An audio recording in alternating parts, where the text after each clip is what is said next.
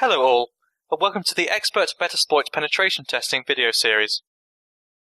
In this video, we'll be covering various aspects of penetration testing using the most popular open source framework, Metasploit.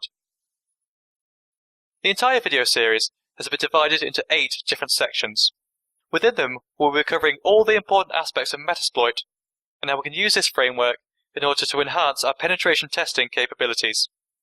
The requirements for this entire video series are pretty simple. For the complete setup, we can have the Backtrack 5 operating system. This comes with a pre-installed copy of Metasploit.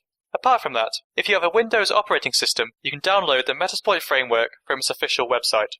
We will also be requiring Armitage and nmap as our supporting tools while we are working over this video series. Apart from this, we will also be requiring a database setup. Metasploit supports by default PostgreSQL database, which can be either installed separately or installed alongside the Metasploit framework download. Finally, it's highly recommended that you use the Backtrack 5 Linux-based operating system. The reason for this is that it already has the entire framework pre-installed, along with other required dependencies, as well as third-party tools like Armitage and nmap. So this was a quick demonstration about the requirements of this entire video series. Following on from this, we'll now quickly jump into our first section, where we'll be covering different aspects of scanning and information gathering. We'll start by launching our Backtrack session.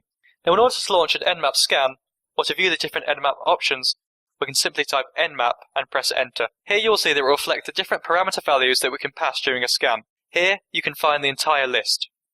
We'll just quickly go through the entire list. For example, we have the SS parameter, which is basically a SYN connect scan. This is then followed by the SN parameter. We then have the P parameter, where we can specify the port range. Finally, we have the SV parameter, which determines the port service, version, and so on. Based on our requirements, we can use these parameters in order to get more results out of our scanning process. To launch a very basic scan onto our target machine, we can use nmap scanner, followed by its IP address. nmap then begins to scan the IP address, which in this case is 192.168.56.102. The output results show that there are 3 open ports, port number 135, 139, and 445. Now, in order to increase the complexity of this scan, we can scan the entire subnet instead of a single host. For example, given the scanned parameter that is nmap 192.168.56.1-24, nmap will then look for every IP address that lies within the range of 56.1 until 56.255. It will scan the entire subnet for live hosts. Let's pass this command and analyze the output. Now, once the scanning process is complete, you'll see that multiple live hosts have been returned.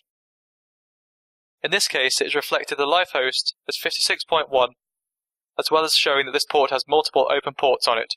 It has also identified 56.100 as a live host, 56.101, and 56.102 as other live hosts.